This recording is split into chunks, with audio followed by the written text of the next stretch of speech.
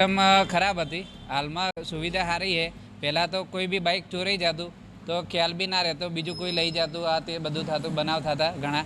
પણ હવે ઘણી બધી સિસ્ટમ સારી છે. સવારમાં આવો એટલે ટોકન રિટર્ન નીકળો એટલે ટોકન જમા કરીને પાછું આપણું બાઇક લઈ જાઓ. એટલે ઘણી સુવિધા સારી છે, કોઈ તકલીફ નહીં ને આપણું બાઇક બી સેફ રહે. હાલ બસપોર્ટની અંદર જે પાર્કિંગની સુવિધા છે તે સારી છે કે હું બસપોર્ટની અંદર હાલ લાઇબ્રેરીની અંદર વાંચવા આવું છું. રોજ સવારે બાઇક અહીંયા મૂકી જાઉં છું અને સાંજે નીકળું છું. હાલે કોઈ બી વિદ્યાર્થી આવે છે તો તેમને બાઇક સવારની અંદર ટોકન આપવામાં આવે છે અને રિટર્ન ટોકન લેવામાં આવે છે. અને હાલ બાઇક ચોરાવાની કોઈ શક્યતા નથી.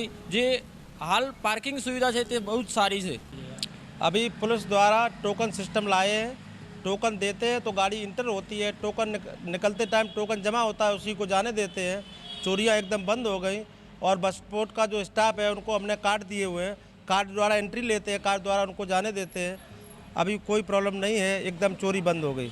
પોલીસનું માનવું એવું છે કે જો એ સિક્યુરિટી પર્સન બહારના ભાગમાં બી કોઈ સિક્યુરિટી તરીકેની ડ્યુટી નિભાવે તો બહારના ભાગમાંથી અને અંડરગ્રાઉન્ડમાંથી જે બાઇકની ચોરી થાય છે એ ચોરી અટકાવી શકીએ છીએ. પ્લસ એનું જે એક્ઝિટ માટેની આપણે એક મેન્યુઅલ ફાટક બનાવેલી છે કે હાલ એવું થતું કે માણસો રેન્ડમલી એક્ઝિટ લઈ લેતા, પણ એ ફાટક ઉપર જ જો એક ડેડિકેટેડ સિક્યુરિટી પર્સન હશે પ્લસ અમારી PCR કે હશે અને ત્યાં વાહન ચેકિંગની કામગીરી થશે તો બાઇક ચોરી અટકાવી શકાય.